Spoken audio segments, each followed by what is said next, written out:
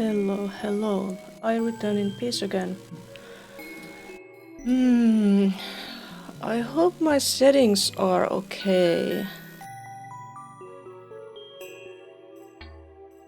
Let's see.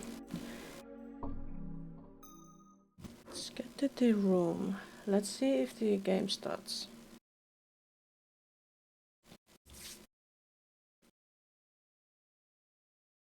No noises. It's quiet.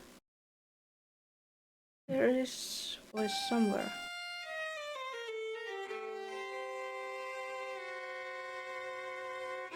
I hope that's good enough. Excellent, the game is starting. Everything seems to be in order. Maybe.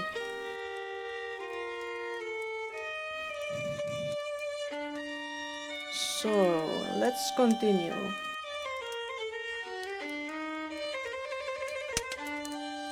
Oh. That shouldn't have been there anymore. Okay, anyway. Now everything should be in order. Poor Doodle stayed in that corner. As just a name. Since yesterday. But... a bias.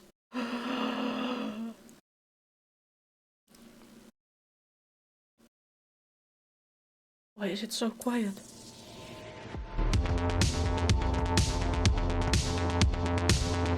Oh, looks like we were at a scary kinky stop last time. There's a new fella in the kink room who's very interested to meet you. It's a new fella. Who can it be? I guess I'll go be social then. Thanks, Crimson. Thanks, Crimson. Wait a sec, that ain't... Wait a sec, that ain't what?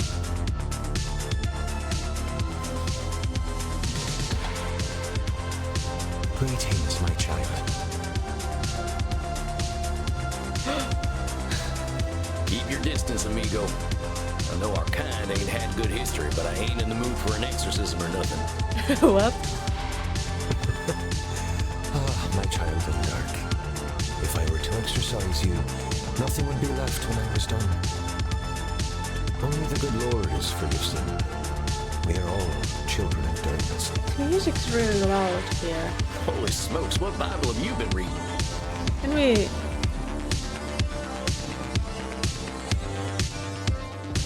make it a little bit less loud?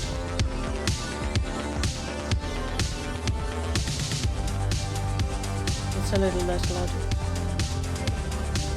Maybe I can be heard over this. I know my scripture, my son. However, I am by scripture and dark metal ordained, not by any church of man. So, you're some kind of freelance priest? Yes, I suppose I am. It is the only way I can give succor to those who need it most. So I gotta ask, seeing as we're in a kink room, what kind of sucker are we talking about? What do you think? Sam, you know they want to be sucked. I follow in the path of the Lord. I share my body, and I share my blood. Ain't this a little blasphemous for your kind? To whom, my child? God is in everything, including you, sweet vampire. Can God blaspheme against himself? Sweet vampire. I merely wish to give comfort to those who live in darkness. And so, I choose to live in darkness with them. Come, my son. I shall give succor to you. Well, alright. Maybe if you stop calling it that. Oh no. With white blue veins, but what do you mean by that? Did I get it? Thou shalt not want, my son. Are you comforted? Yeah, I guess I am. I know Those of my faith have hunted your kind. Perhaps we fear our own sin, so we seek the sins of others. I seek only the Lord in everything, as do we all, whether we know it or not. You ain't wrong, I suppose. Hey, a little awkward, but what's your name, fella? I am Kieran. It means little dark one. The night always did call to me. Well, Kieran, I'm Sam, and I appreciate the blood, but I'm gonna turn in. A little sleepy now. Go with God, my child of the night. Oh, yeah, I'll do that. I wouldn't mind if all priests were like that.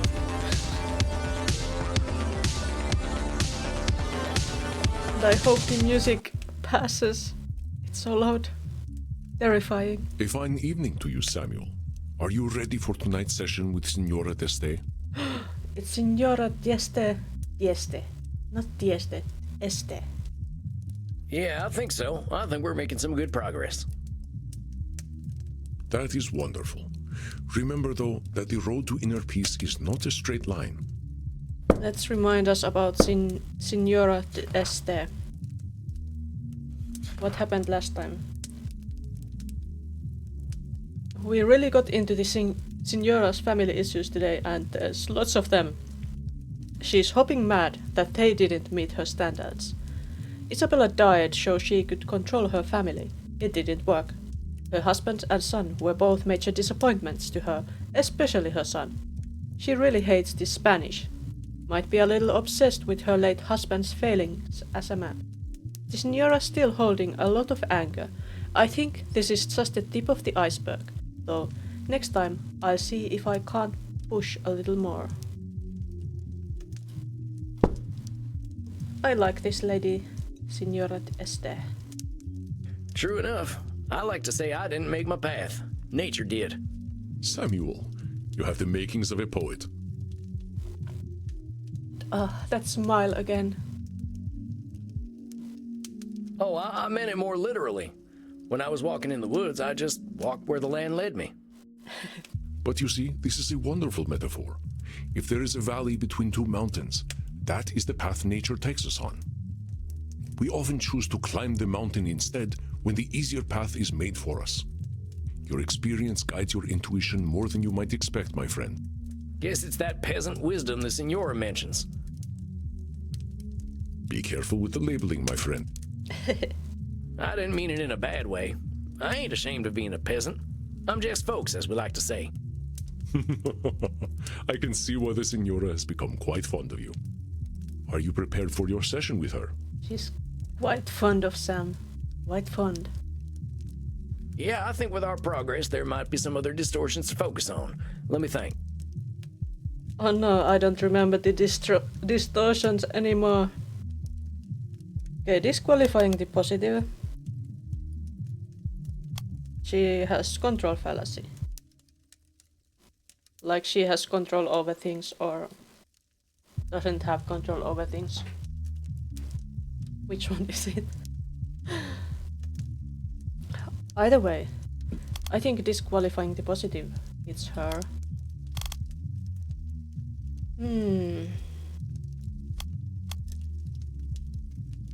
Maybe blaming other things that shouldn't take the blame also could go here.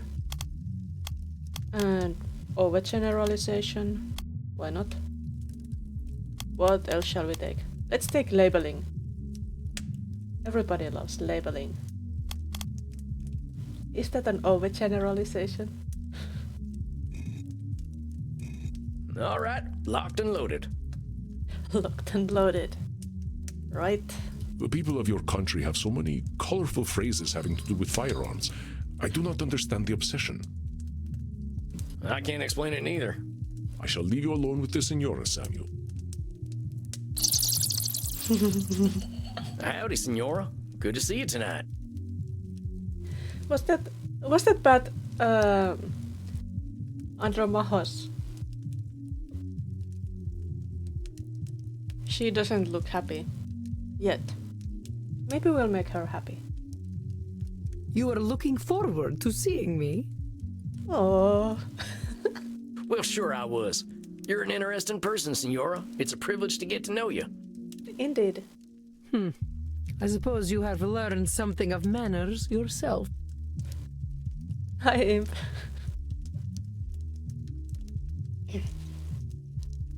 So many little nailers. And thanks for the luck.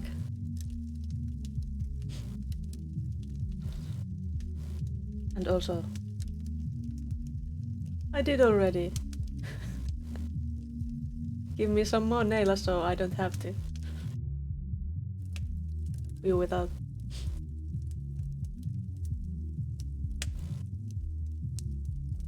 I thought a lot about the things we talked about last time, you know. Thanks for the cats too. None of them stuck. Sad.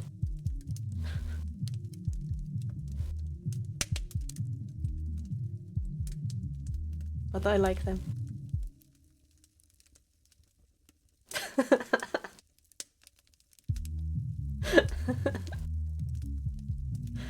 Well, one of them is there. Ah, it's falling. Oh, no, no, no, no. Ah, it fell.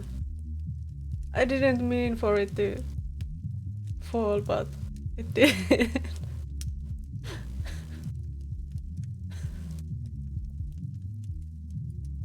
There. No, no! Ah.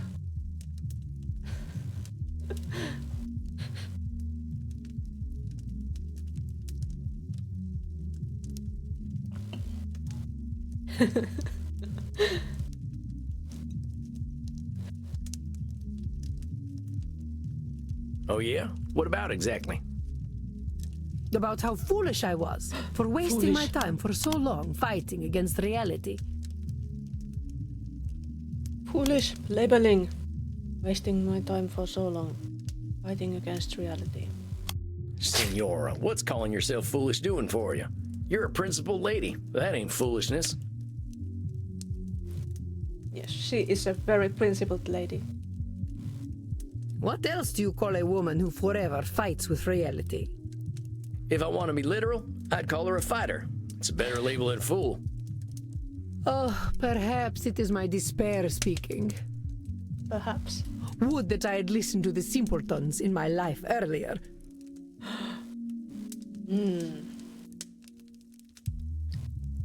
It's labeling again, but not labeling herself. But also that's a should one, I think. Like, I should have listened. But there is no should. I don't have should here. Maybe you can start by not calling them simpletons. I meant it as a compliment. I wish I could be a simpleton. Yeah, right. I'm gonna need you to elaborate on that. I mean what I say. Look at me, with my grand plans, my status, my dynasty, and all the pain that they have brought me. Who is the true fool, me or the simpleton? Well, what if we're not fools or simpletons? What if we're just people being people? There's a lot of room between worms and gods, Senora. Again, you prove your pastoral wisdom. Not peasant wisdom this time. Well, I'm glad you've been doing some thinking. You were putting so much pressure on yourself to be the one keeping your family going. I can tell how much it was weighing on you. I spent so long trying to fix them, trying to transform them into something that they were not. Poor Isabella. May I talk to you about my ex-husband, Sam? Of course you can. I know he gave you a lot of grief. He hurt me deeply, in so very many ways. He was the start of all my delusions because I thought I could fix him. I thought Frankie was the way he was because I was not an ideal wife. That perhaps he would have been faithful if I had been as beautiful or fertile as a Medici. Oh no. I know I have been arguing with reality, as you have said, but the idea of a fruitful marriage, sanctified by God, this was the only reality I had. But maybe no, she can have a more realistic one. But that reality did not match with mine.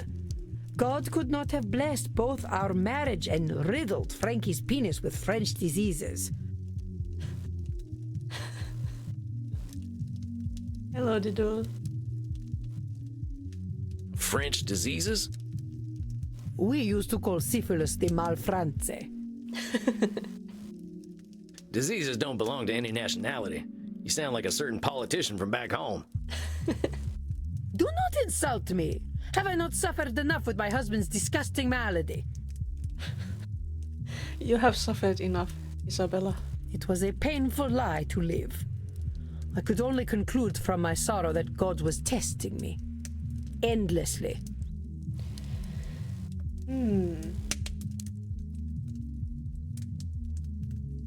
So, is this blaming? Is she blaming God?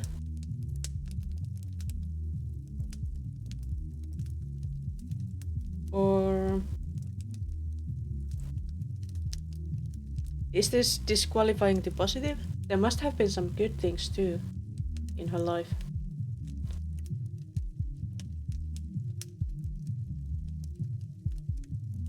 Also, it's a bit strange that I don't know. Would you think that some almighty powerful thing would be so interested in your little life that they would test you? Let's try blaming. No. The Senora was seeking a justification for her feelings, and I believe she found one. Justification.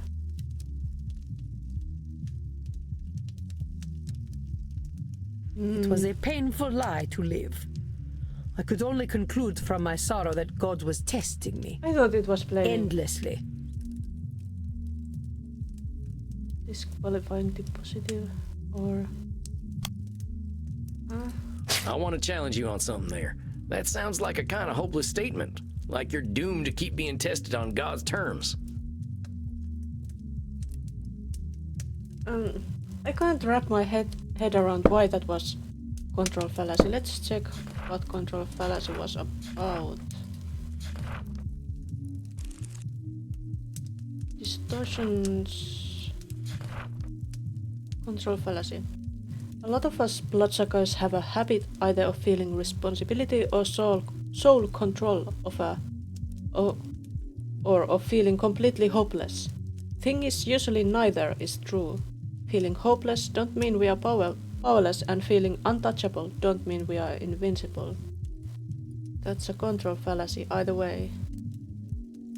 Examples. With my dark powers, vampires shall dominate the mortal world.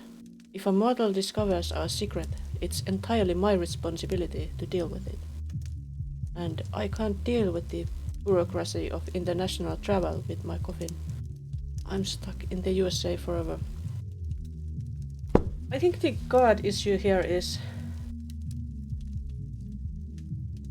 making my poor head confused, because I don't really understand believing in God and such. Anyway. Perhaps it was hopeless. As you said, Isabella d'Este and Francesco Gonzaga could not change their natures. That's true, but here's the thing. Does that mean you were doomed, or were you just doomed on God's terms? I think this just needs a little reframing.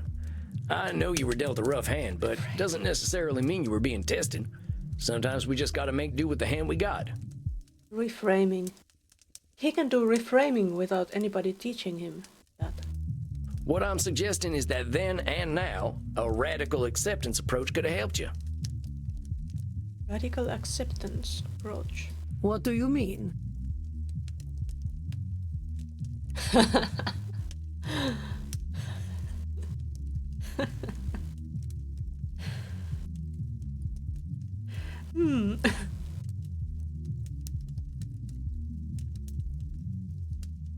Let's suggest this. How about being polyamorous? That way you'd still have each other at home, but you could have gotten different needs satisfied by different people. Please. It was the 1490s. Such things were not acceptable unless you were a pop singer like Bartolomeo Tromboncino. Oh yeah, Bartolomeo Tromboncino. Can't forget him. Do not be impertinent. He was a Frotolo star. Every man and woman dreamed of sleeping with him, including myself. Huh. I figure Frutalo would have been illegal. All that rubbing in public. Porca miseria. A Frotolo is like a madrigal. He was a madrigal singer. You are thinking of frottage. Oh yeah, sorry. Guess them mortals downstairs got to me.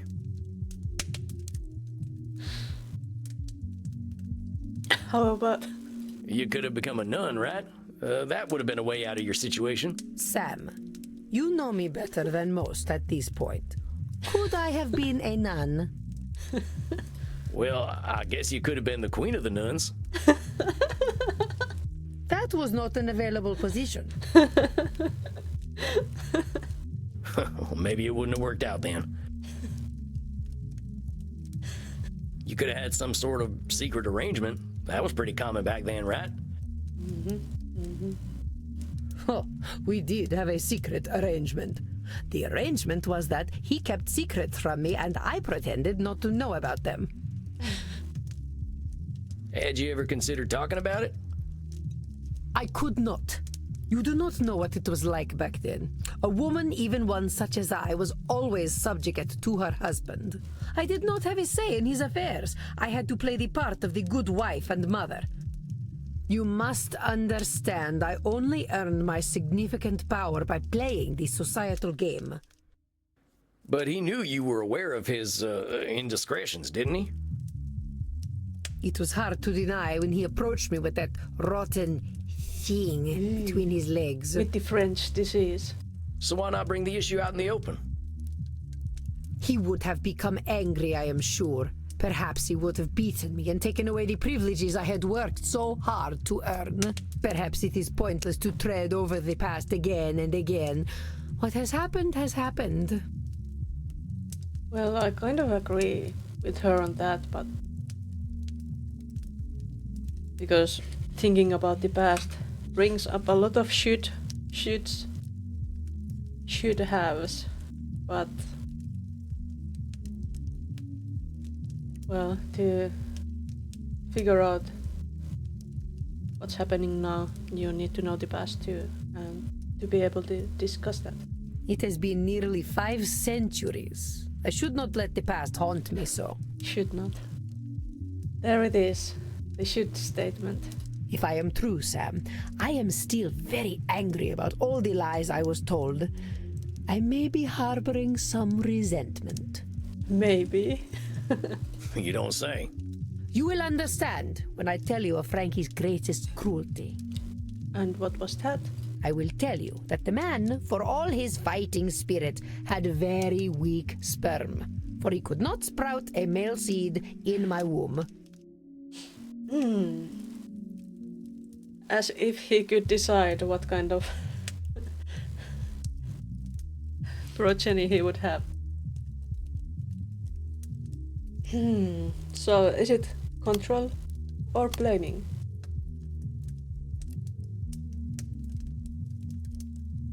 Control? It's blaming. Thankfully, I had no natural children of my own, but even I know that they would have had only half of my genetic material. Indeed. I will tell you that the man, for all his fighting spirit, had very weak sperm, for he could not sprout a male... Hold on, are you really blaming your husband's sperm for your having girls? It could not have been my fault. Senora, even I know it's just luck of the draw. I think you know that too. Fine. Perhaps I just wanted to insult Frankie. But I will continue. We can all insult Frankie. My first child was a girl. I could not have been more embarrassed. Or so I thought. Until I had my second child, who was also a girl.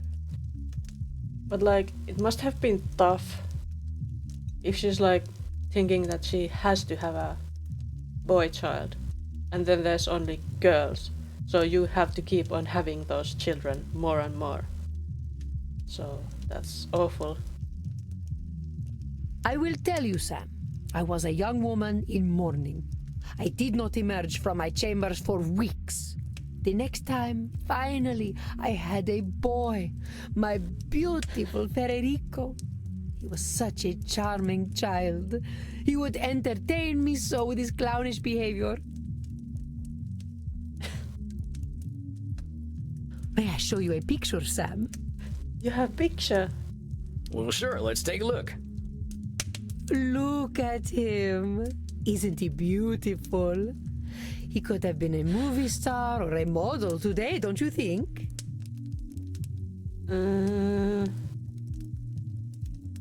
He just looks like a child to me. Admit it, he is the most handsome boy who ever walked this cursed earth. Well, Why am I asking you? What do you know of beauty? Yeah, why are you asking, Sam? Anyway, I gave all of myself to him, all my guidance, all my wisdom, and all of my love. But what about the rest of your children? And everything else? Everyone said, "You are doting on him. Give him some air." How dare they tell me my business? I am Isabella d'Este. I know what is right. It did not matter in the end. Frankie, in his supreme foolishness, managed to get himself captured by the French. Well, they finally caught him. Not just his nether parts.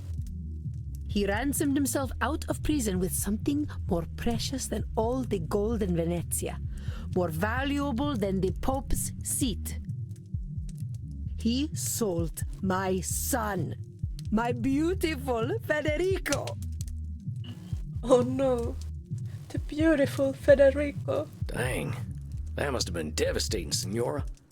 I can't imagine how painful that must have been. No, you cannot. For you will never be a mother to a son so beautiful, so intelligent, and so pure. The nightclub music. Well, this location is a nightclub. So that's the reason for the nightclub music, I believe. Is it too loud? Because I just tried to get it a bit less loud. Because it was really loud at the beginning. But that was not the end of my pain. It was not enough to take my son away. Not content to merely break me, the French, as always, needed to corrupt. The horrible French. Is this overgeneralization? What do you mean the French always needed to corrupt? But like last time we learned that she doesn't like the Spanish and now she doesn't like the French. They are a debauched people. I know what they are like. Senora, you're too smart to judge an entire group of people based on an icky sample. British? No. She's more like Italian, but she wouldn't admit being Italian. You did that last time talking about the Spanish, and I called you out on it then too. Besides, we're vampires. What the hell does it mean to be French or Italian after a century? All the people that made France French back then are dead now. Yes, of course I am aware. I speak out of anger and hurt. I figured. But honest heads make for honest hearts, I like to say. What did the French do to your son? Did they give your son also the French disease? They sent my sweet Federico to a den of filth, a place where chastity went to die, straight to the crossroads of Sodom and Gomorrah. Hello, guy.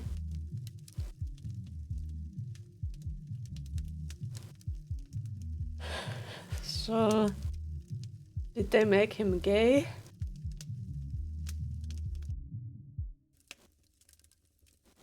So many owls.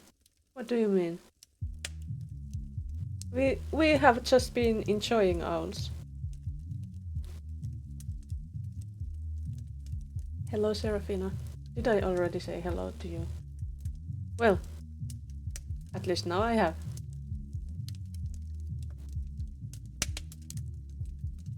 Alright, I'll hydrate.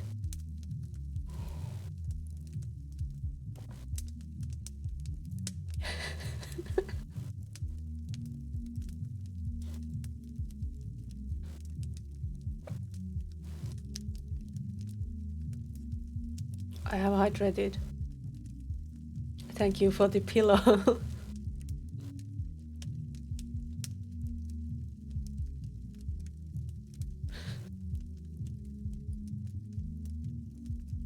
They sent him to the Vatican. The beautiful Federico to the Vatican. The Vatican? Seems like that'd be a pretty boring place for a boy to spend time. This was Rodrigo Borgia's Vatican. It was a city of prostitutes and perverts, and he was their mayor. Or if I did, maybe I've been hallucinating.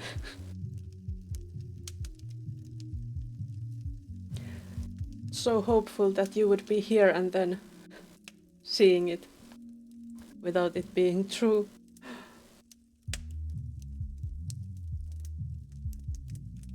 My poor Federico. He was a boy of a certain age. I could not have prepared him for the temptations he encountered. For the temptations between Sodom and Gomorrah.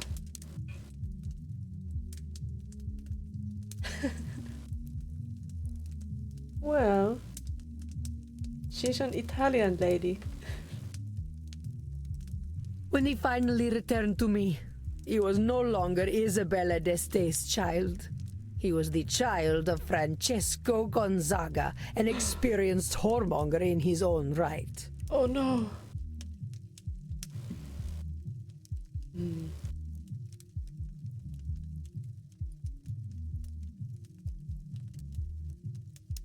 But what kind of fallacy is this? Hold on a sec. No longer your child? You can't think that's true. You raised that boy, and there's no way he could forget you. Maybe he got up to shenanigans out there in the Vatican, but you're only hurting yourself by erasing your influence on him. Now be honest. Did he lose everything you taught him? No. He still had an appreciation of art, for which he had some taste. And he had some political acumen, I suppose. All thanks to his mother. I'm not saying you should forget what happened to your son. That would be pretty unrealistic. But give yourself some credit for the influence you had, huh? You are kind, Sam. Thank you. But it is hard to forget the child who returned to me. I am a man now, mother, he would say. I do not have to listen to you.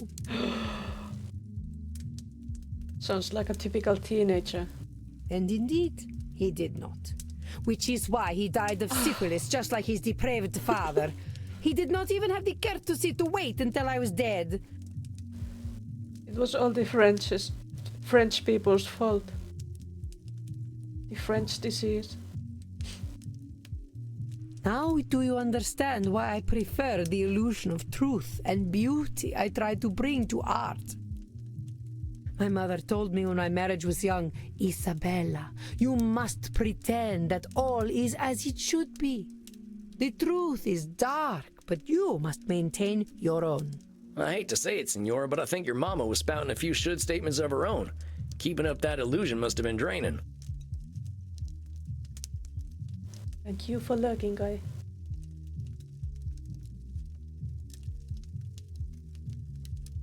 That is why I tried to create my own illusions. If I depicted love and chastity in their ideal form, I could make that illusion come true.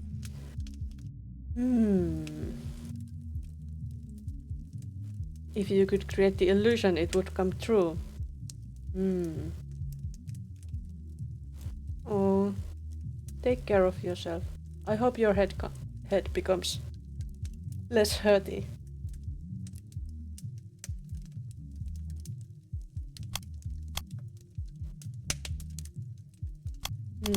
Is this the control fallacy? Well, Senora, if anyone were strong enough to change the world's morality, it might be you. But I think you know the truth is that you don't have that kind of control. No one does. Then why am I here, Sam? Why are any of us here? Are we here to eat, sleep, fornicate, and die? I know a few folk who might say that's why we're here. It's one of them existential questions, ain't it? Here's my take, Senora. I think you're here to be you. I certainly hope you have something more intelligent to contribute than that. I don't really. Here's the thing, Senora. None of us is going to change the world overnight, or even in a millennium of nights. But our being here, being ourselves, swings the pendulum in a whole bunch of unknowable ways. I hope it gives you therapy as well. That is a dark interpretation of reality. Are we truly so powerless?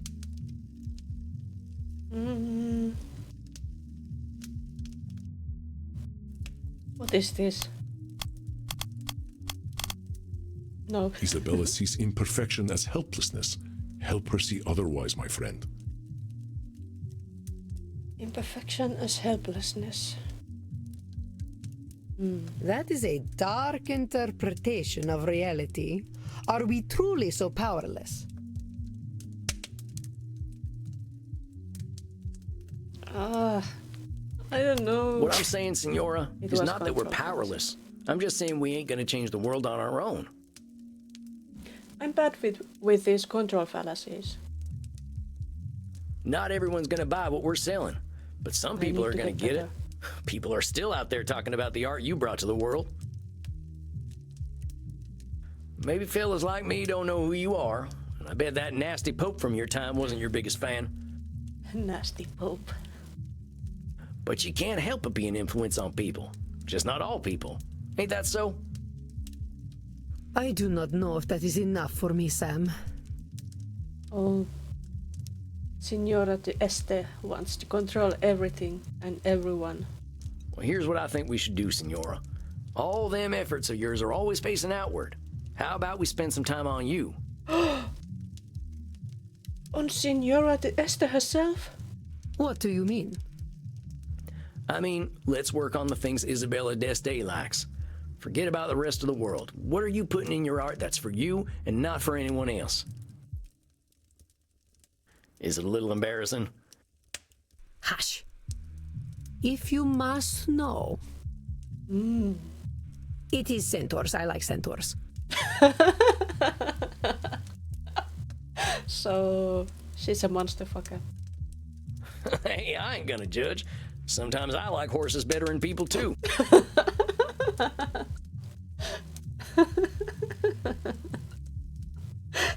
Yes, well, they are pleasing to look at. Now, how about this then? Why don't you pick up a brush and paint yourself up a centaur? I have not attempted to paint for centuries. What? That's such a loss. This is just for you, Senora. No expectations. How's that sound? I cannot believe I revealed this thing to you. I want to see her on top of a centaur. I'm glad you did. I'm a lucky fella. I get to know an Isabella d'Este no one else knows. And no one else will know, or I will make you suffer. Capiche? But we know. Centaur was not on my bingo card. Not on mine either. Certainly didn't expect that. You got a deal, Senora. I'm here to be supportive, that's all. I hope that when you come back next month, we'll be having a nice conversation about you finding your muse. Centaurs. I hope next time she'll bring us a picture of a centaur and herself. Yes, perhaps. Very well, Sam. I do not understand your ways, but I cannot deny you have a certain untamed wisdom. I shall attempt to paint a centaur. This is not what I expected from therapy, but I shall do as you suggest. I shall see you in 4 weeks then. Arrivederci, Sam. I'm not actually sure if I have ever painted a centaur. That goes onto my to-do list.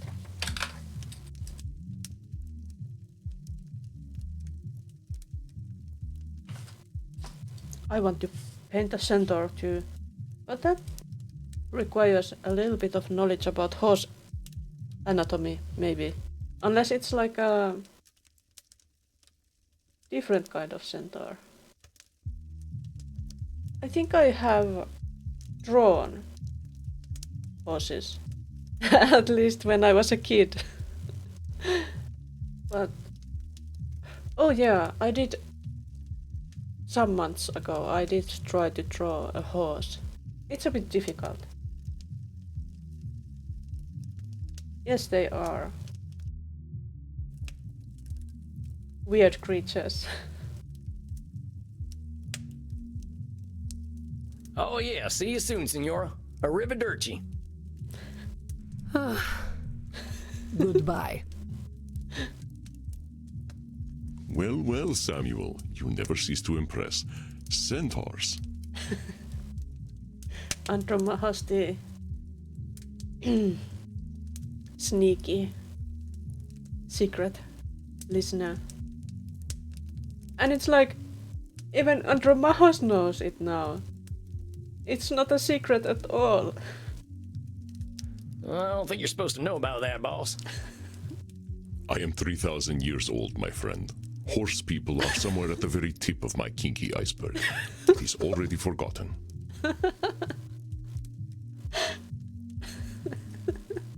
Well, the Senora's pretty embarrassed about it, so I'd appreciate it if you kept it to yourself.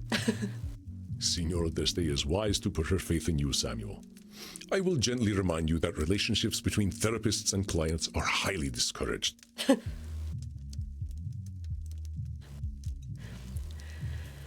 Andromahos is shipping Samuel and Signora so hard. And yeah, Andromahos doesn't care about privacy at all. Oh, come on, Andy. It ain't like that. Senora Deste's just... She just has a crush. You're messing with me. Of course I am. Unless... All right, you know what? I'm going downstairs. I could use a drink. Well earned, Samuel. Please, rest in peace.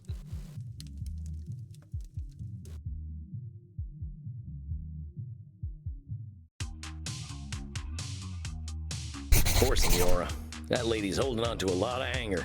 Reminds me of myself as a young vampire. What did we get? Session 3. Client, Isabella. The deeper I dig, the angrier Isabella gets. I don't think we are even at the core of it yet, but she is furious as hell with her husband and son. Adored her son more than anything, a little too much, maybe. Feels betrayed by both her husband and her son. Seems angry with herself that she wasn't able to control either of them. Maybe madder at herself than her boys. I try to push Isabella to be a little more selfish. She can't control another human being, so maybe she can worry about herself first. Good idea, maybe. Pretty hot in here tonight. Think I'll get some air. Maybe I can get to know Bert a little better. Bert, the bouncer. Hey, Bert. How's the crowd tonight? Same old, huh? So,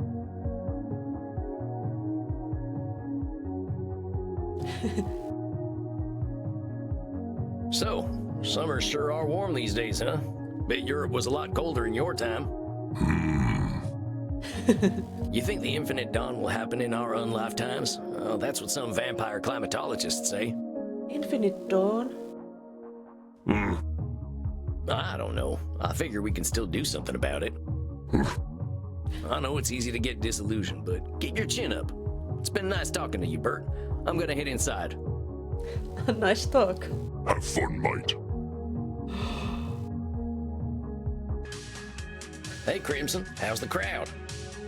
Hey, cowboy. Bit busy tonight, but how'd your session go? It was good. No, I think this lady's starting to realize what she can't control, which is a lot. She's still mad as hell about it, but I think we're getting closer to acceptance. I know how she feels, cowboy. I feel like I wasted years of my life in D.C. trying to make the world a better place. But it sounds like you are making progress to me. She's got time to make her peace. That's what Andy says about you vampires. Yeah, that's true. We can take 40 years or 400, but that's up to us. In the meantime, I'll whip something up for a hot summer night. What is this? What's this now? Blood margarita. Figured a hot-blooded desperado like you could use something cold. Well, as long as it has blood in it. Oh, mighty kind of you, Crimson. I'll let you get back to work and take this up to my coffin for a quiet night. Night, Sam. Night Crimson. Now let's see, what'll help me reflect on the night? There's so much stuff in his coffin. So many books and those pictures and... What is this? Blood? How does all this fit in this coffin? I think there's something Omar Khayyam once wrote that I can look up. Omar Khayyam. Or I could watch Buster Keaton almost get himself killed a bunch. No, not those stupid shows. I couldn't stand the last one. Read some poetry. One of my transcendentalist friends told me about this one. I ain't too good with poetry, but this piece always stuck with me. The moving finger writes, and having writ, moves on. Nor all thy piety nor wit shall lure it back to cancel half a line, nor all thy tears wash a word out of it. Funny how people in far-off places and times always had some similar perspectives. Omar's right. You can't change the past. Life moves forward. I think that's enough for one night. Better get me some shut-eye. Got the feeling my work's gonna get harder before it gets easier. But how much harder?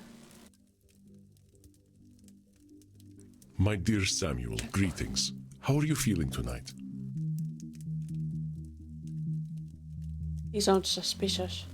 Honestly, I'm feeling a little like a horse who's about to be ridden by a big old fella. Like something terrible is going to happen. I am not certain I comprehend your meaning. Have you met a special someone, my friend? What? No, it ain't that. I mean, I'm feeling a little on edge. Edmund's coming in. Ah, Aha, our actor friend. What about him has you nervous, Sam? He's just a lot to deal with. I find myself a little drained after our sessions. oh yes. Oh yes. He did gaslighting on the first session we had with him. Ah, yes. Challenging the reality distortion fields of those with narcissistic tendencies is taxing. I know, but if I'm here doing this therapist thing, I should help him one way or another. Ah, remember your own distortions. You are under no obligation to help Edmund. If helping him drains you, remember that you do not have to aid him. Oh yeah, they are not even paying him, so... Yeah, you're right. I still want to try, though. I want to see if I can help him. I shall not stand in your way then. Have you an idea of what distortions he might be exhibiting tonight? Let's check Edmund. Last time. Edmund's tied to his whole identity to the stage because the stage saved him from the streets when he was a kid. He's obsessed with the audience, disqualifies the positive about any other actors, definitely suffered abuse as a kid, still thinking the same was he did as a kid. That the stage is always gonna offer salvation. I suggested Edmund try acting for its own sake. He forgot the fun while he was looking for safety. I hope it goes well. Oh yeah, he had homework. To act. Maybe on camera. With a camera. With no audience. Yeah, I was thinking about that. Okay, there was that. Disqualifying the positive. What else do we want? How about mind reading? Should we take shoots? Let's take shoot, why not? And I don't know. Overgeneralization or always right?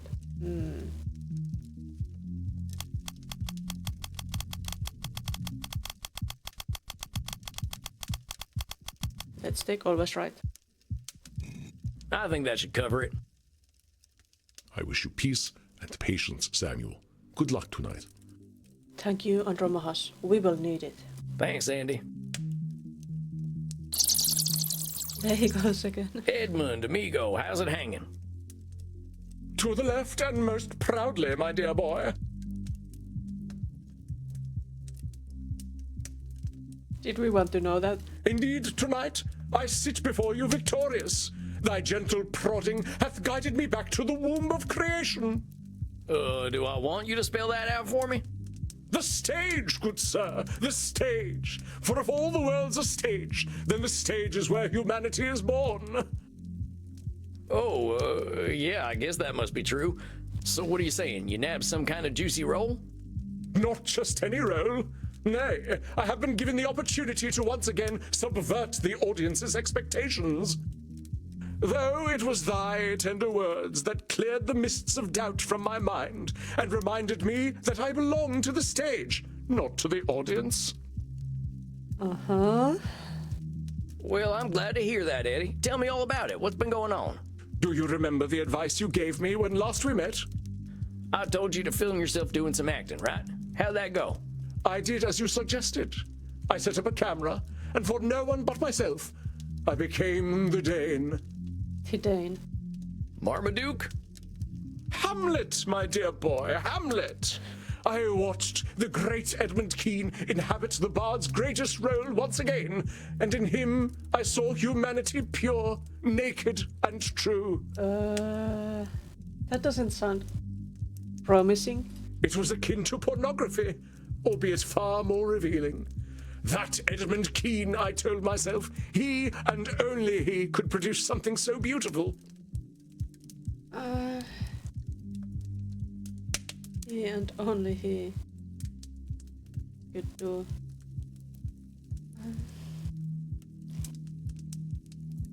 So, is it always right? No. Edmund's belief that he is the center of the world is persistent, isn't it, Samuel? It sure is. It was akin to pornography, albeit far more revealing. That Edmund Kean, I told myself, he and only he could produce something so beautiful.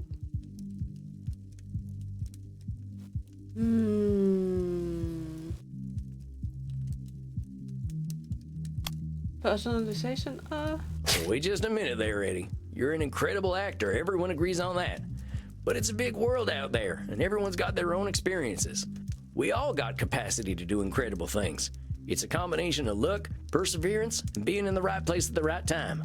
You ain't a great actor because you're Edmund Kean. You're a great actor because of the things that made you Edmund Kean.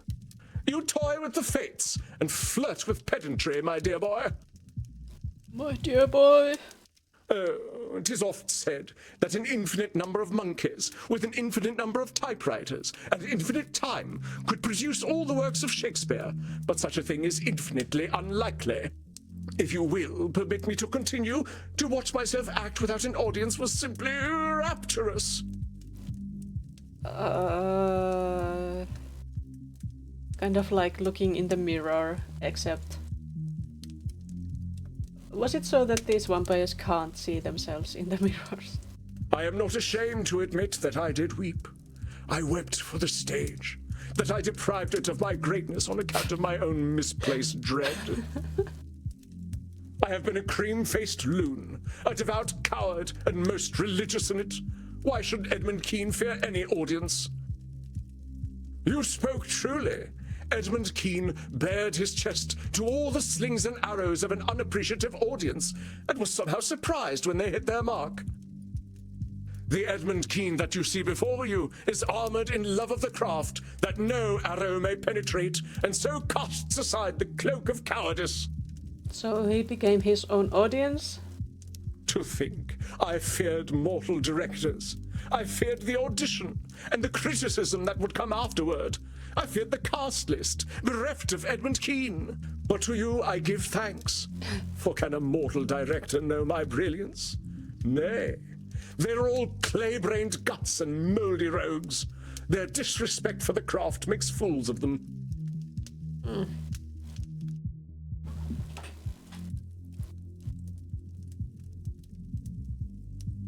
I think you're painting them directors with a broad brush, Eddie. I get that you've got more experience with acting than mortals, but all directors ain't the same. Hell, I'd even go so far as to say you could learn from some of them. They know they're gonna die, and that's perspective we vampires need sometimes. Thou hast cut me to the quick, my friend. Perhaps some of what you say is true. However, I know in my damned soul that the stage is worse off without Edmund Keane, and nothing any mortal director can say will disabuse me of this. Ergo, I did ask myself, Edmund, what is an audition? Is it a trial to overcome? Is a director a god dispensing holy judgment? And I replied, Edmund, do not ask such foolish questions, the answers to which thou knowest well. An audition, my dear boy, is not an opportunity, but an invitation to display the craft before another. So I told myself, why not act, dear boy? And so I did. I don't understand this guy. So you did an audition, all right, that's great. Did you have fun with it? You speak so simply, my friend. Fun does not adequately describe the feeling one has when the muse takes over. Really? It is transcendence, an affirmation of purpose, to condense humanity within oneself, if only for a moment. It is an orgasmic experience. Kind of sounds like he hasn't ever had any. That sounds intense, Eddie. Having an orgasm in front of someone else is pretty brave. Yes. Oh, but it is freeing. A true actor hides nothing. Really? The director, she told me she had never witnessed such a thing in all her years, few as they were. I am certain that she thought to herself, is this Dionysus reborn? Why have the fates graced mine eyes with such depth of the human spirit? So, how do you my know she trading? was thinking that, Eddie? A director's usually just thinking about how they can put on a good show, right? Oh, thou sweet babe, how little thou knowest. The poor lady has only seen a parade of mortals cross her door. How could she be prepared for Edmund Keane? Well, maybe she couldn't be. I'm just saying you're going to be a lot more content if you're dealing with truths. If you go into this assuming she thinks you're a god reborn, how are you going to work together? You both got your jobs. Hers is putting on the show, and yours is lighting up the stage. Reading her mind ain't letting her speak it. You must ever play the mirth-destroying ninny, mustn't you? Yes, I could not read her mind, I admit it. Art thou satisfied? No. It ain't about my satisfaction, Eddie. I'm just making sure you're going into this thing with a clear head. If you must, but allow me to continue. This time, my friend, I did not have to wait for a cast list at all. You are looking at a leading man once more. A leading man. In what kind of production? Hey, congratulations, Eddie. That's great. See, I knew you'd get your mojo back if you remembered what made you love the stage in the first place. For this, I am eternally grateful, and indeed, I do have an eternity to be grateful. I can already hear the calls resounding through the theater. Keane! Keane! Keane! Give us Keane! You may want to pick a different name. Nonsense! They will say Edmund Keane has returned and be none the wiser as to the accuracy of their statement. How delusional. So what's the big role, Eddie? We get to the meat of it, unto the very sinew at last. They say that every story is a circle, that we return whence we came. So it is with me. So, is he going to play Cupid? Naked? 'Twas tragedy that made me, tragedy that formed me, tragedy that raised me to glory, and tragedy that shall do so once more. Is he going to play a dead body? I shall play the part of Piero. Piero, the clown who cried. Piero, the mask of the tragedy that is life. I ain't familiar. I believe you are, though you know a far inferior version. The one made famous by that ludicrous creature, Grimaldi. What is he talking about? I have no idea. Grimaldi who? Neither does Sam. Splud, my dear boy. Do you know nothing of late 18th century English theatre? Almost nothing. They must have skipped that subject in frontier school. Grimaldi was the other influential actor in London. But whereas I drew out the soul and laid it bare on stage, Grimaldi, in comparison, was a clown, a jester, a funny man. So much labeling. Grimaldi was an artist, like myself. But where my canvas was the soul, his was the latrine. He really doesn't like Grimaldi. When I strode upon the stage, my audience saw all the acts of life play out, in all their woe and joy. Oh, but Joey Grimaldi, the great clown himself, could create bottom noises with his armpits. Yet whose name was on the lips of the adoring public? Not Keane's, no. Not the bard's emissary. Give us the farting clown, they cried. Give us Grimaldi. So you see, my dear boy, for me to play the tragic clown Piero, this is my opportunity to take what Grimaldi stole from me. How? What did he steal? He stole my audience.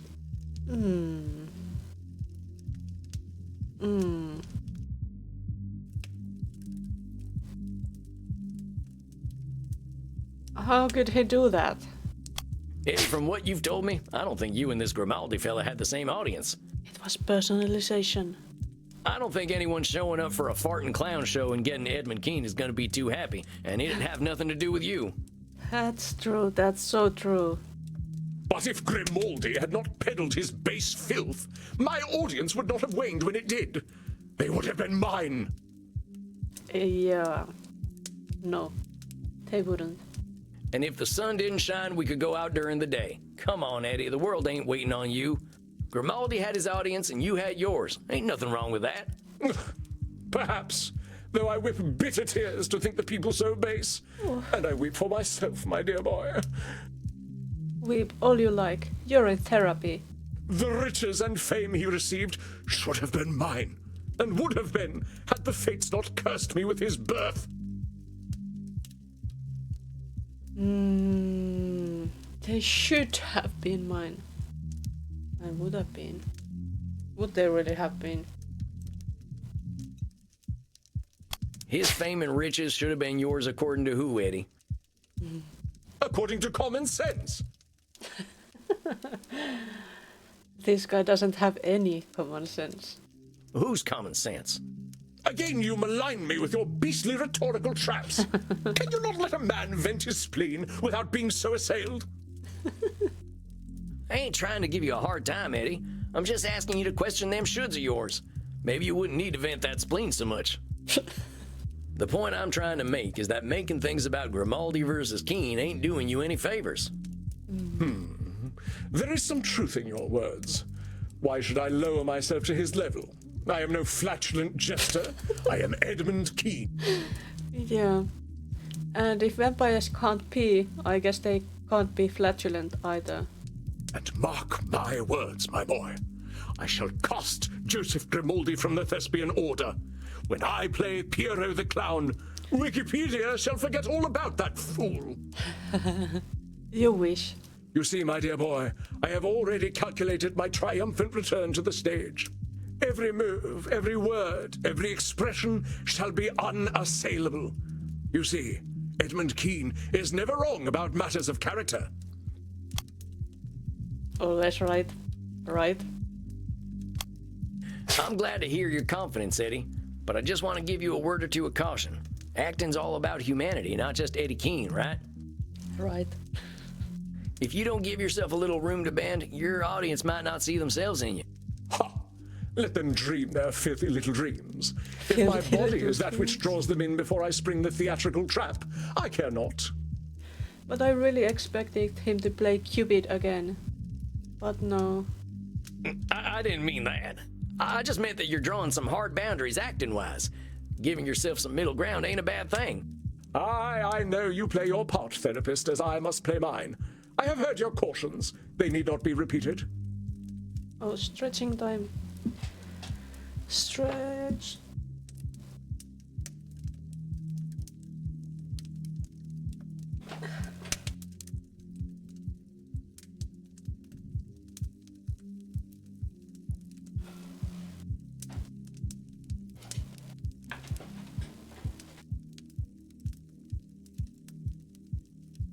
That was a big stretch. Indeed, I doubt our meetings will be necessary any longer. What do you mean? I must confess to some strong misgivings about you, therapist. There are times when we speak that I feel exposed, diminutive, and weak, and I can only conclude from those feelings that you are trying to hurt me. Is that mind reading? How do you know I'm trying to hurt you, Eddie? Actor's intuition. The heart knows what the head doth not. But the heart ain't always right, Eddie. I'm asking you what your head knows. How do you know I'm trying to hurt you? I find thy mental games tiresome, therapist. Regardless, opening night is a month from now. I doubt you shall see me again, for I shall not need your services. Oh, it definitely will need Sam's services. Right after that opening night. Or right before it. Or at the opening night. The public thought they knew what a clown was. In a month's time, they will forget Grimaldi and Bozo, and only Keen's clown will remain. He wants to make a clown out of himself. Poor thing. Therefore, why shall I need you? When I have the public's love that I am due, what need will I have for a therapist? You'll see, Edmund. You'll see.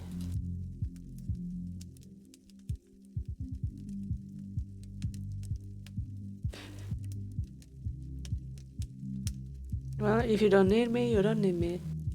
Hey, if you don't need me, I'm happy. There's lots of folks who can use my help. I was hoping you would lament my loss more than that. Of course I'd miss you, Eddie. You're as interesting a fella as they come. But if you don't need me, I've done my job pretty well. Yes, well, I must admit, your suggestion of filming myself was rather brilliant, and I do owe you my thanks. Do you have any final words of wisdom for me then, dear boy? Theatre has lost its popularity because of my absence. When the public takes notice of Edmund Keen once again, how might I prepare myself? Because of his absence.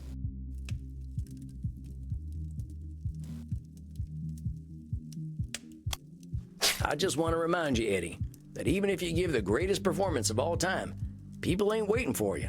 It was personalization again. Think about how you felt when you were acting for yourself and not for the audience. Your most important audience member is you, compadre. Ever the nemesis of mirth art thou, Sam Walls. But there is a little wisdom in what you speak. I shall remember Edmund Keen.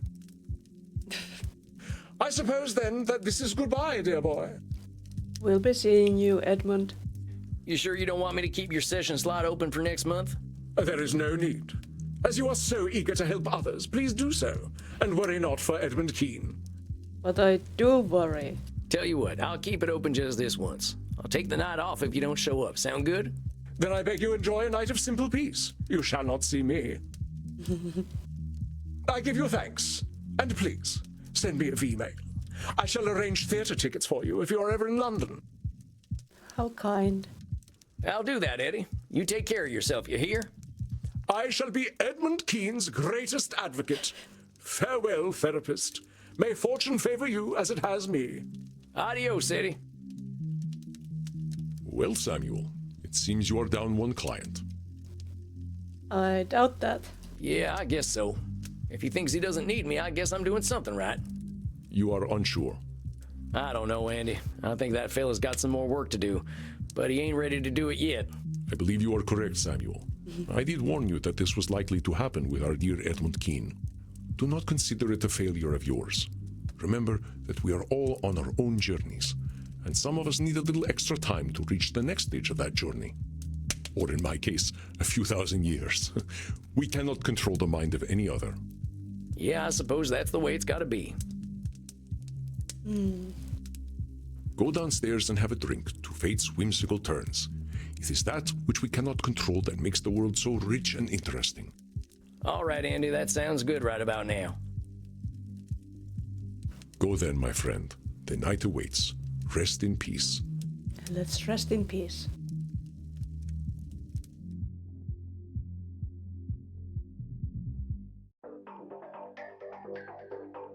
Well, that was a weird one. I guess it always is with Edmund. Half the time I can't make heads or tails of what that feller's saying. And summary. I guess that's it for Eddie. He quit therapy today. I guess I'll close out my notes. Eddie got cast in a play as some famous clown he had a rivalry with back in the day. He's rekindled his love for acting, not just the audience. Still thinks everyone is waiting for him to light up the stage. Obsessed with his own Wikipedia. I don't know how I feel about this one. I hope I'm wrong and that Eddie is gonna be fine, though. Actors are strange. That seems to be the case. I'll go check in with Crimson and see if she's got any of her wisdom to share. How we doing tonight, Crimson? The drinks are flowing and the blood's pumping. Can't ask for more than that. How are you, Sam? Well, I had my first client graduate. They quit therapy today. Congratulations, cowboy. They will be back, Helped I'm a sure. vampire see the light, huh? How do you feel about it? I would be really surprised if he wasn't back.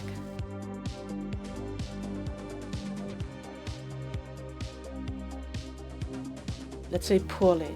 I swear this fella's just doubling down on the stuff that's making him unbalanced. He thinks he's gonna make the whole world admire him. I'm afraid he ain't nearly born enough for mass appeal. Sorry to hear it, Sam.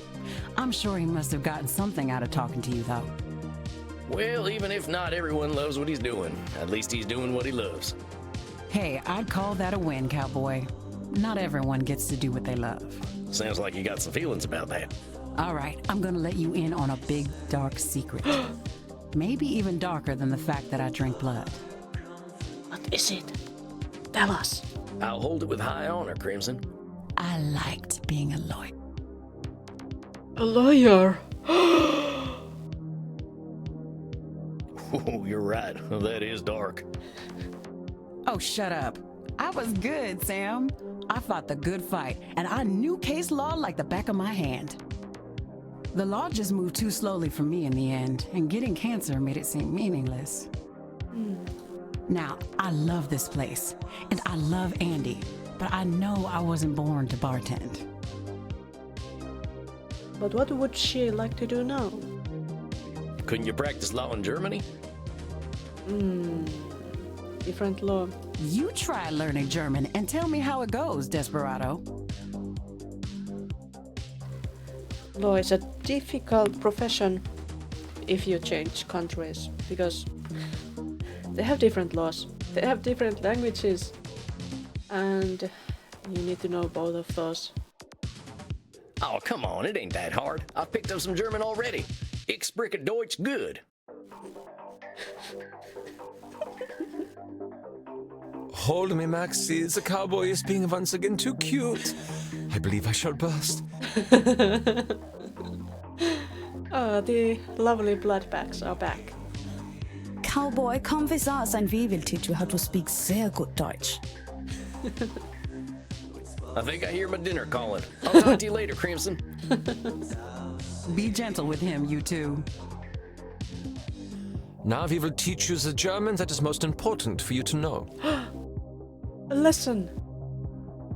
Not that we haven't been having lessons all this time. It is important to ask politely when you wish to drink from someone's neck. Tell them, your neck is beautiful. May I drink from it? Ihr Hals ist wunderschön. Darf ich von Ihnen trinken? Ihr Haus ist wunderschön. Darf ich von Ihnen trinken? Now ask Reinhard if he will let you drink from his neck. It is very important to get the declensions correct in German.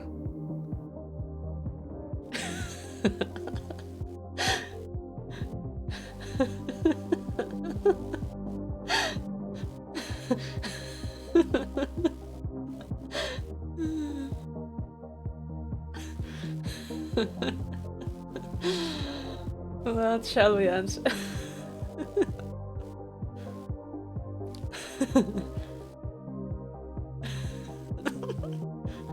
Your Nika is wunderschön. Dark ich drink? Oh, meine Ohren. His poor ears. You have made my boyfriend sad, cowboy. Now you must drink from his neck to make him feel better. So smooth.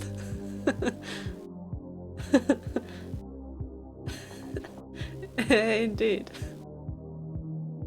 Oh, Maxi. Now I'm feeling very disoriented and euphoric. Oh, so I've done many club drugs. Did I get the right way? I will take you home, Knutkugel. Now what do you say, cowboy? Oh, Dankeschön. What is this Jonku Shane? Dankeschön, sexy. We must practice together so. I must take this hot little man home now. Tschüss, tschüss. Cheers. Oh, yeah, see you later, you two. Well, it's about time for some shut-eye anyway.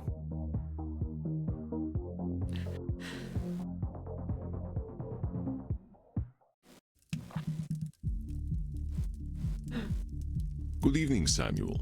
I believe you are seeing your elder vampire tonight. Really? I need to...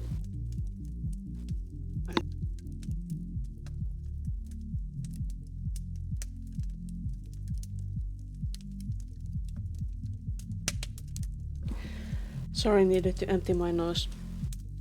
Seems like I'm not completely pale. That's right. I hope she's making some progress. Well, the world sure did a number on that lady. I am hopeful. One does not live so long without being very resilient. So it's going to be the streamer vampire. I have had a number of near-final death incidents myself, and I had been trained to fight since childhood. That's true. She's clearly got a few tricks up her sleeve. I don't even know how she plays them 3D video games. Yeah, it's so hard. That's why we are playing 2D video games at the moment. Let's see. What was the last session about? Medis got real good reasons for not being fond of mortals, but it might be narrowing her worldview. Real bad history was sold to a rival warlord and killed by a wizard. I guess wizards are real now. Abandoned by her clan after she killed her new husband and became a vampire. Was pilloried as a witch in the 1700s and had her eye removed. She thinks it's pretty funny. Sounds disgusted by her followers. I'll try to encourage Mary to do more things she likes for their own sake and get outside more. I don't remember if we gave her any homework this time. Before that she was to go outside, but I don't know about this time. Based on her last session, you probably have some idea of her current concerns.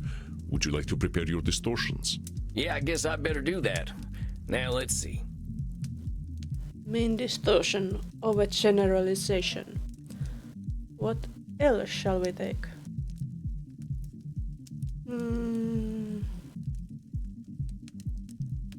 Should we take the difficult ones? Like emotional reasoning, Nosferatu thinking, personalization, and which one is also difficult? Control fallacy. I think these are the most difficult ones to me. So let's take them. We will learn these. All right, I think I've got what I need. Very good, Samuel. I shall leave you. I believe I hear the flapping of ancient wings.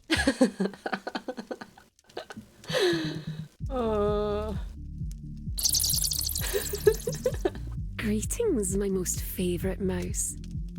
Greetings, Medi. Good to see you, matey. How's this month been for you? Oh, it's been ever so tiring. My glitch channel hit 100 million followers, and they are all very hungry for content. Of course they are. What do you mean by content? Is it like making a TV show? It kind of is. Oh, no, silly mouse. Do you know how we're hungry for blood all the time? Mortals are like that too, but for content. Is that true? It means constantly putting up new things on the internet. If they don't get content, they get frightfully bored. Well, that might be true. I can see why that'd be exhausting. It's alright, silly cowboy. It can be very nice. They're always very excited to see me. And they give me ever so much money. I don't know what to do with it all. You require content. You also make content. Well, sounds to me like you can afford to take a break, huh? Did you take that day off like you promised? I did. I didn't like it very much. So she had homework to take a day off. I'm sorry to hear that, matey. What was bad about it? It was very quiet. It was just me, alone, with no one to talk to but the voices in my head. Those voices are very unkind. Voices in her head. What do they say? They say, Maddie, you're being a very naughty vampire. You should respond to your zealots. You should be planning your content. Yeah, I gotta confess, I got almost no idea what you're talking about. I didn't get much past female. I don't know what I'd do without the internet. I'd probably be a pile of ashes. Or maybe a desiccated, bloodless corpse. Is this Nosferatu thinking? Well, that's some pretty extreme thinking there, miss. You've lived without the internet for a real long time. I don't know why you'd turn into a desiccated corpse without it. I suppose I could live without it for a little while. But, you know, I don't belong here in this world, right, little mouse? No, I don't know that. That's that extreme thinking again. There ain't no such thing as belonging perfectly, and there's a lot of space between thriving and being dead. I mean, look at us. We're both alive and dead, so I think we do a pretty good job of proving extremes not to be true. Yes. I suppose you must be right.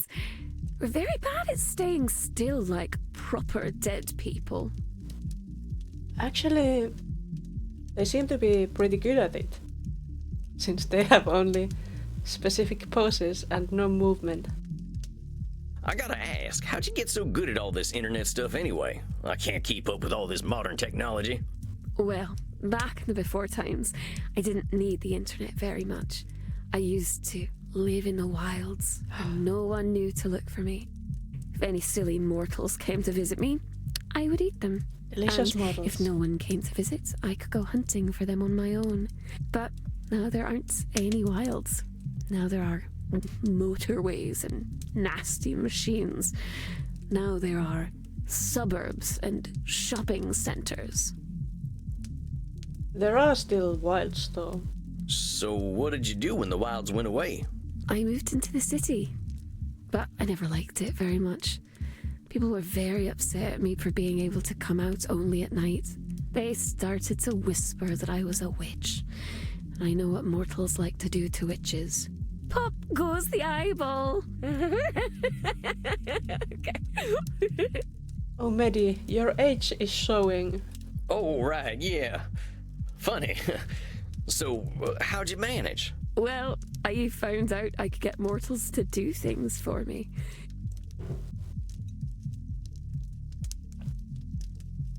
Yeah. Kind of boring nature, in a way, but yeah. Also, I think there are some jungles still. in exchange for a peek at my naughty bits, and for their miserable little insect lives, they would clean up after all my messes. Realized that mortals only ever wanted one of two things from me: to kill me or to do sexual things with me. As long as they think they can have a chance of sexual things, I can control them. What is this? Is it overgeneralization? It kind of is. All mortals like that. It's also kind of control fallacy. Because it doesn't work on everybody. And not all the time. Oh, she does some... She streams on Glitch and also has an Only Celots page, and she does all kinds of content, I suppose. Streaming kind, mostly. It sounds like.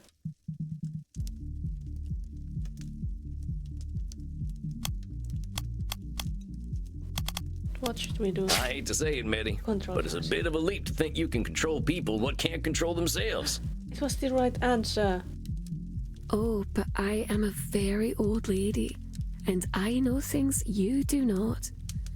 I know that we can never control instinct.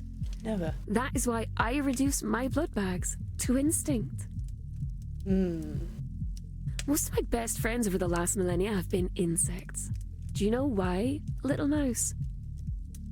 But by insects, does Medi now mean like people or actual insects? Oh, why don't you tell me? Insects never lie. They kill, they eat, and they make babies. Sometimes they eat their babies. They don't pretend to be intelligent and chivalrous. They just are. Well, they don't have so developed brains either. They never surprise me. That's why I don't let mortals surprise me either. If they were honest, they would eat their babies too. Oh, delicious babies. Well, that conversation took a kind of dark turn, but I think I get what you mean about not letting mortals surprise you. You're protecting yourself, and that's a sensible thing to do. That being said, you seem pretty convinced that danger is a sure thing. That's right. If I let myself feel safe, that's when they'll come for me.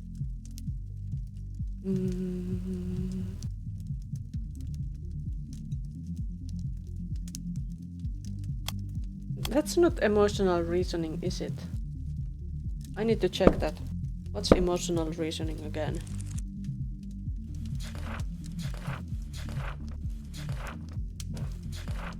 It's emotional reasoning is when we act like our feelings represent reality. But no matter how unhappy we are, feelings alone don't define the world.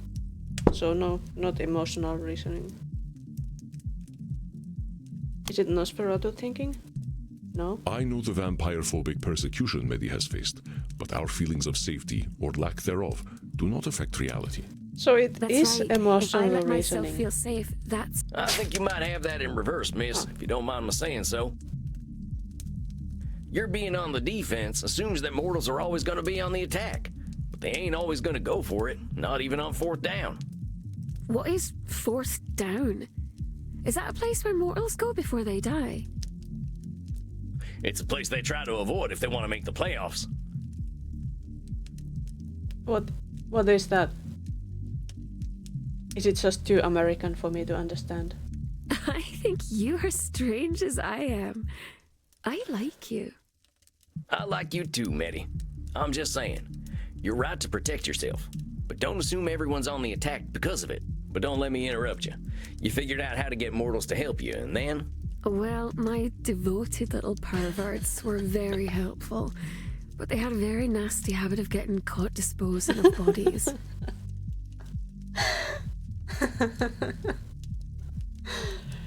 Oh, those poor devoted perverts. They can't do anything right. Policemen would shoot them into little bloody giblets. I don't like policemen very much. I wouldn't like them either if they did that. I haven't had a good track record with lawmen either. That's why I don't use them as my helpers. I can't trust them not to take their guns out and go, pow, pow, blam, blam, blam, blam, blam, blam, blam. Ugh, oh, I'm dying. My guts are falling out. Oh, why, policemen? Why? Anyway, if my blood bags died, it would mean I couldn't get a fresh supply of blood without doing very risky things. I realised that the more blood bags I had, the safer I'd be. That's why when I found out about the internet, I knew I had to get online. And get as many blood bags as you could. What a good plan. Well done, Medi. I guess that makes some kind of sense. Oh, it was so exciting though, little mouse. All of a sudden, I could make people do whatever I wanted without having to leave my flat at all. I had so many fans, and they would disappear, but then they would be replaced by even more. Just like insects. It was very easy back then. All you had to do was say you were a girl and the grabby little grubs would come out of their holes. Ah, we want vaginas.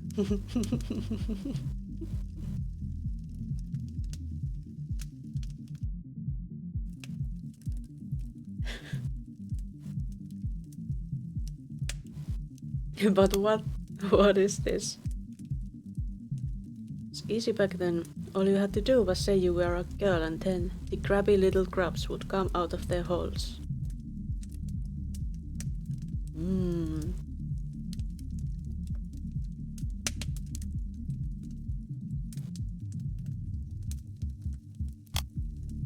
Should we go with overgeneralization or control fallacy or... So I ain't exactly gonna defend how menfolk act on the internet, but going back to what we were saying before... Overgeneralization. Using these funny labels of yours probably makes it easier to fall into the overgeneralization trap. If you label people on the internet grabby grubs, well, that's all you're gonna find, know what I mean? Sometimes I think maybe you're a fun vampire. You take all the fun and go...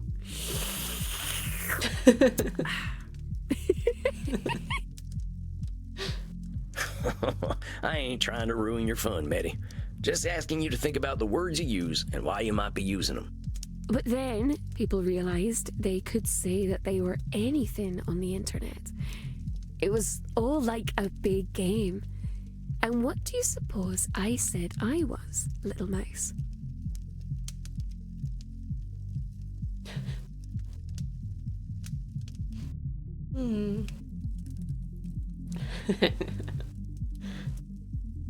Did you say you were a dog? I heard no one knows if you're a dog on the internet.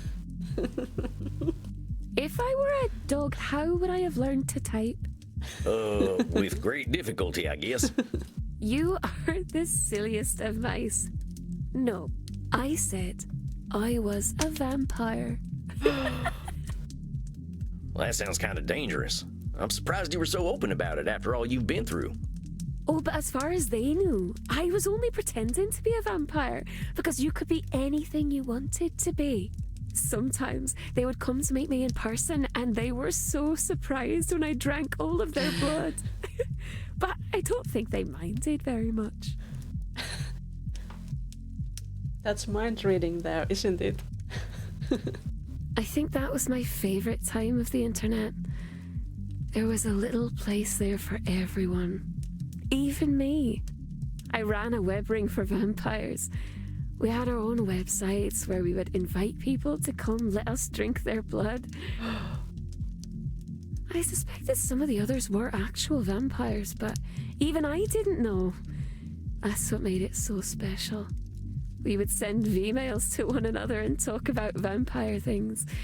Oh, of course, it was nothing more than silly games. I think for the only time ever in my life, I had a community. Sounds nice. Gosh, you actually make it sound pretty nice. Maybe I should get a little more into this internet thing.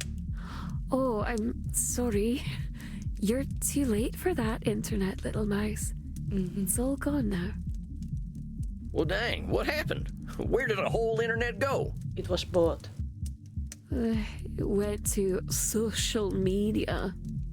Face Friend and Gibber and Stumbler and all those. Face Friend, Gibber, Stumbler. Instead of looking for people like us, we just started asking the entire world to pay attention to us instead. Well, that don't make too much sense to me. Sometimes when I was walking in the deep woods at night, I just used to have a good yell, but I didn't expect nobody to answer. But that silly little mouse. The darkness is always listening, and something will always call back. We just don't know who or what. I'm having a little trouble following. So it sounds like you had a group of people you trusted, and then just anyone? That's right. I didn't know who they were. They just started following me. They just started following. And some of them followed me because they thought I was pretty, and some because they thought I was strange, and some because their friends were following me. Suddenly, I had 1 million mortals who would do anything I wanted them to do, and believe whatever I wanted them to believe. It's easy, you know, little mouse. They want to be controlled, and I can control them all. Is that control fallacy? So much control. Hold your horses there, miss. I know you've been around a long time and all. You probably got knowledge I can't even wrap my head around. But you were mortal once too, Mitty. And you remember what you did when people tried to control you. That's true. I didn't like it very much at all, and I was very happy to kill the ones who tried. You're playing with fire here, Mitty. It sounds to me like it's burning you already. I don't like it when you talk about burning, and you don't know what you're speaking of. Her age is showing again. The problem with having so many followers is that I have to feed them so much content. Even just playing video games all the time can be a lot of work.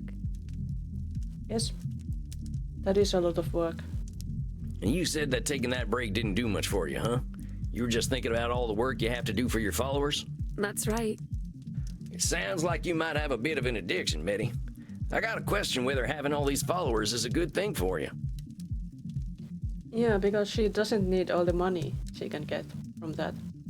But she does need her followers for getting blood. She could get it in other ways, though. Having friends is nice, but these fans and zealots, well, it sounds like you've taken on a big task. It is. But I can't help that they're so very needy. If they weren't so hungry all the time, I wouldn't have to feed them.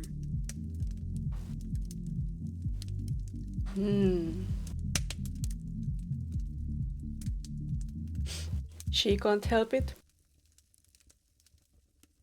She can. If they weren't so hungry all the time, I wouldn't have to feed them. And then there's the blaming too. But what else? Control fallacy again?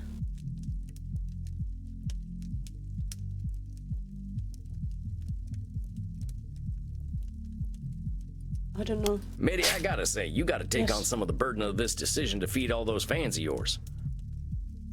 Feeding them ain't your responsibility, you know. Indeed. They can beg and whine all they like. You don't need to do a damn thing you don't want to do. And they don't need you as much as they think. Some of them say that I'm codependent. Maybe they're right. Well, I think those might be the ones who actually give a damn about you.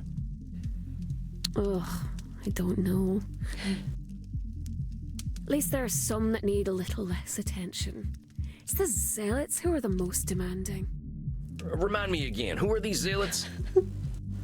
From my Only Zealots page. The website where I show my breasts and vulva. Oh yeah, that one. Don't be scared, little mouse. You're acting like a mortal. It's just squishy parts, we all have them. They're not special. Oh, fair enough. I'm just not a very European vampire yet. So, these zealots, they take up a lot of your time? Yes. It's frightfully bothersome. But they're ever so reliable, and someone has to go deal with my landlord and my computer upgrades, and go to prison for me if necessary. Well, dang, it sounds to me like you're asking way too much of each other. This can't be healthy. Isn't there a better amount of interaction on these websites? But I always know best when it comes to the internet. I have more followers than just about anyone, little mouse. Always knows best. There's something more, though, about the internet and how it works. It's a secret, though. Can you keep a secret, little mouse? A secret, but Andy is listening, and so are we. Nothing you say leaves this room. As if. Well, the secret is that the internet is changing. Because of me. Because of Medi.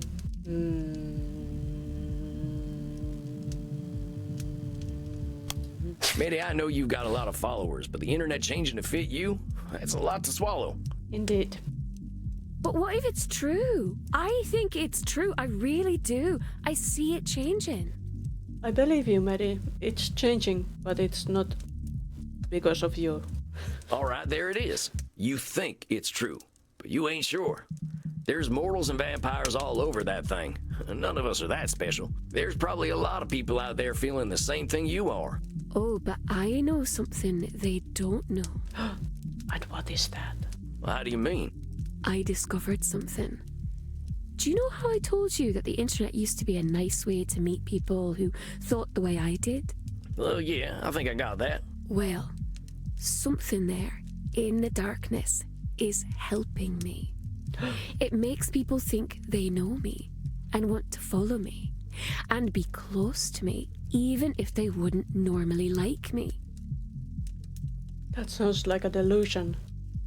It has been watching everything the mortals have been doing for a long time, and it remembers all of it, no matter how big or small. What? It counts every second, it remembers every click, it can tell you what you want before you even know it. Is he talking about AIs and databases and... Well, you gotta be kidding me. Is this some kind of elder vampire? I don't know, but it's growing very quickly. I learned how to speak with it. It calls itself the algorithm. And it's hungry, even hungrier than we are. It is scary, but still. It's the creature that told all those mortals to follow me in the first place. It decides what and how much content I need to make. It's probably listening to us right now.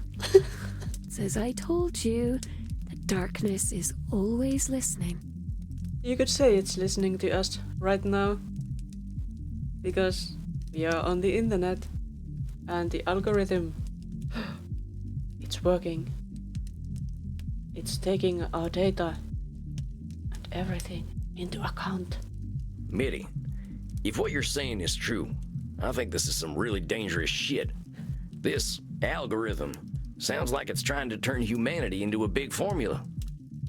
Yes, isn't it scary? But it's doing it. What if all mortals really are just the same? Mitty, I don't think that's true. You said it yourself. People used to find each other because of their similarities, right?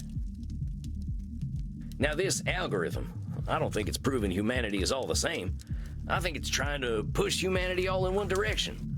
It's trying to make them all the same.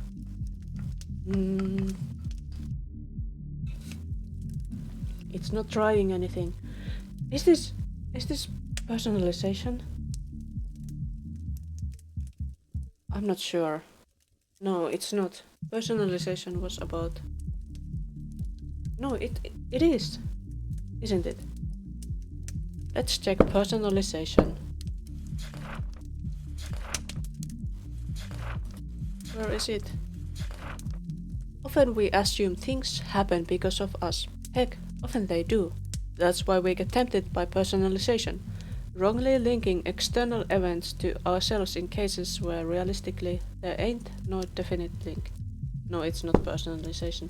But it's like trying to make a creature, like imagining that there is a will somewhere where there isn't. But why would it want to do that? I don't know. I just got a bad feeling about this. It's good that you do, Sam. Didn't you say that feelings don't make something real? I know. I don't know. I think I don't know enough to say yet. Maybe. Yeah, that's right, Sam. You don't know anything. But Medi, one thing I am sure of is that this algorithm thing is hurting you. It's telling you what content to make. Mm-hmm. Who the hell is it anyway? I gotta ask you to think about what you want. Pretend there ain't no zealots and there ain't no fans. What would you be doing if they weren't around? Are you alright, little mouse? You've gone quite pale, which is impressive for a vampire. I don't wish to worry you. Medi, don't deflect. Yeah, I'm fine. Just tell me you're gonna do something for you this month. Well, I used to make my own clothing.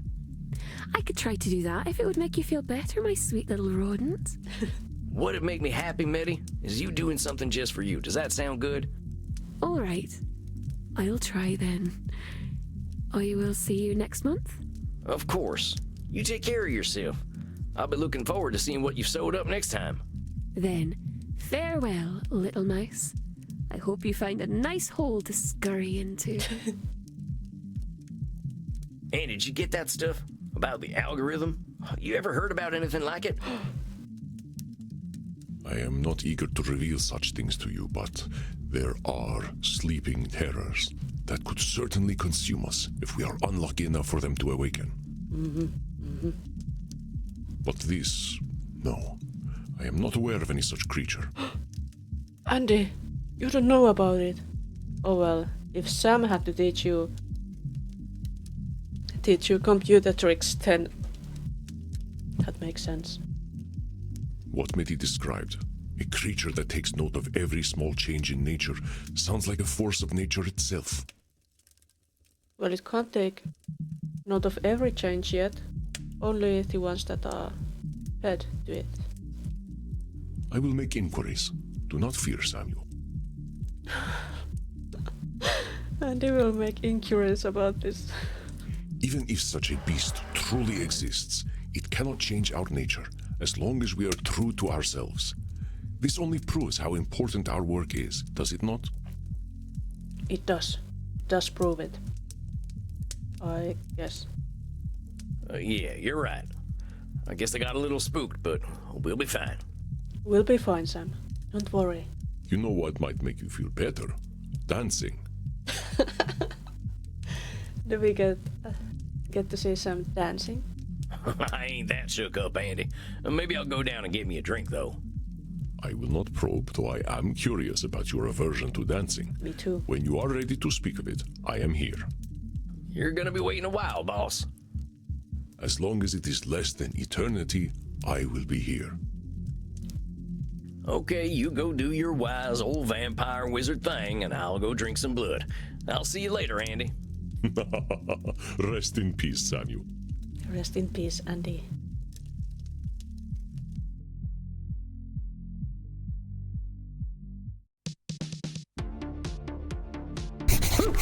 Another night, another soul canceled.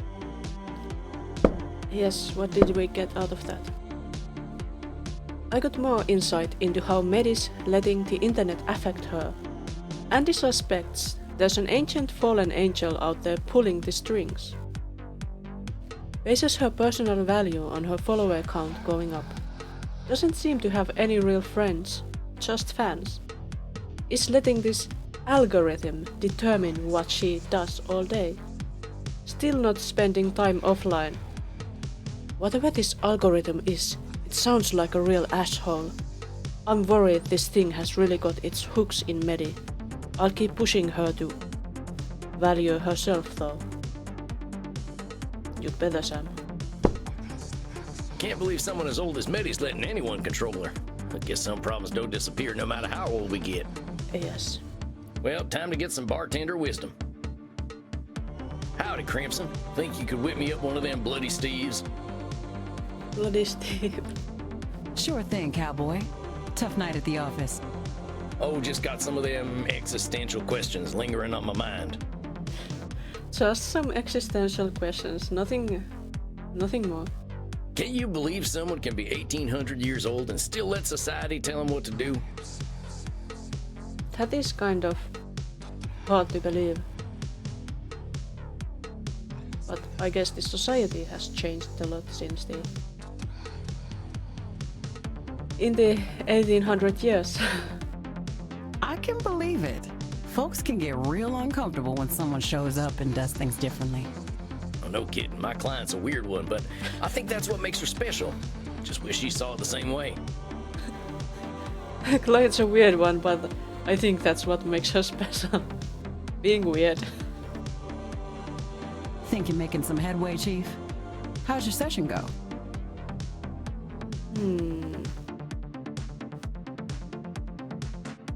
Well, relatively fine. I'm getting somewhere with her, slowly but surely. She does a lot for other people, but not a lot for herself. Now that makes her real popular, but I think she's realizing that popularity ain't what it's cracked up to be. She's got her own strengths, and I hope she'll lean on them. You're a rare one, Sam. I get where she's coming from. Lawyers like rules, even about lawyering. My colleagues didn't care much for my style, so I had to adapt. But they'd get so bogged down in doing something right that they'd stop getting anything done. Sounds familiar, although I have no knowledge about law, but... How do you like to do things then? I told you how case law is my thing, right? Well, I studied the worst cases, the ones where injustice prevailed because some corrupt judge invoked some ancient precedent. I used their tools against them, made them look like fools. What goes around comes around, right? And your colleagues weren't into that. Hell no. No one was gonna listen unless I was polite and civil. But power never listens to polite and civil. You got that right. Well, that's a shame, Crimson. Sounds like they lost a hell of a lawyer. They sure did. Now, I got that drink for you. Sorry, no bloody Steves this time. This one's a Gunther. Gunther. I'm sure I'll love it. I'll take it up to my coffin for a day cap. You have a good night, Crimson. Day cap. You too, cowboy. Ah, there we go. Nice and cozy. Soon he won't be able to fit in here. Look at all these pillows. There's so many. I think he can barely lie down there. So many things. Now, let's see. I can read Emerson. I think he's got a piece that'll help me reflect on the night. Or I could watch Charlie Chaplin make lawmen look like fools. Poetry or silly TV?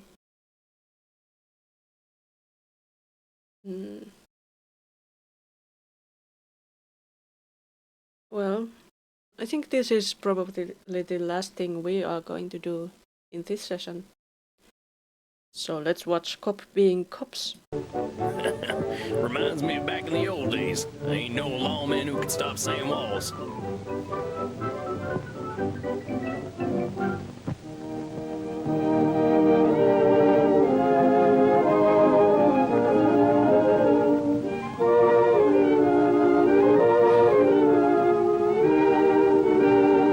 His coffin is a total pillow fort, and I guess he can have all the pillows he wants. I also have my pillow here.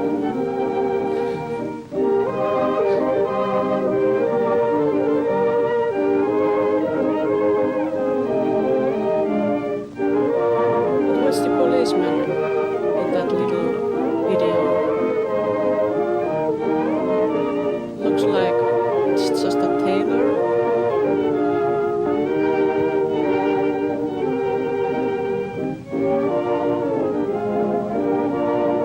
Taking measurements, ironing things.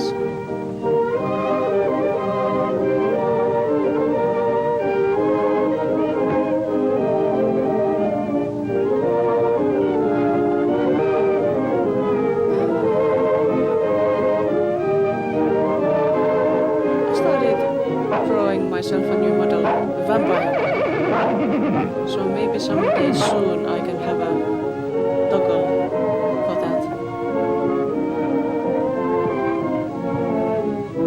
Nothing much is happening here. Do we have the patience to watch it?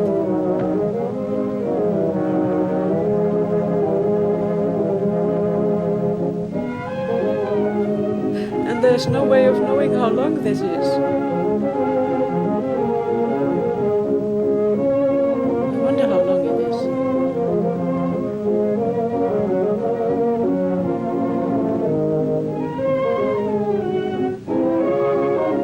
Nothing is happening.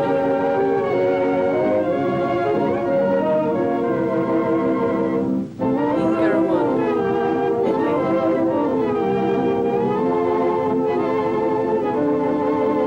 And now the measurements have to be taken again. Okay, so he was not supposed to be taking measurements.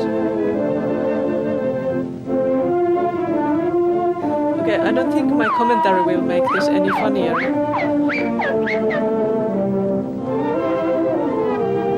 Stop watching. Well, I think that'll do it for That's me tonight. enough. Time for some shut-eye. Think I've got some tough battles ahead. Yeah, it's time for some shut-eye for us as well. There he is, Samuel Walls, vampire therapist extraordinaire. Also, How are you feeling tonight? we have anyone we'd like to raid right now?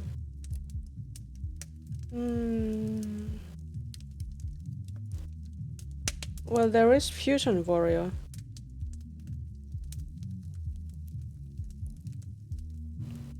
We could do that. Oh, come on, Andy.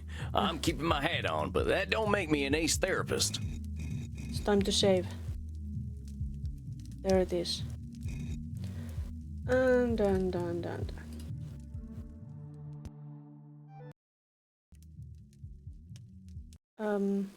It's end time. Yes. And we shall go raid Fusion Warrior, who is doing art, I believe. So, let's go there. And see you next week, perhaps, unless I'm streaming before that. Anyway, bye bye, thanks for watching.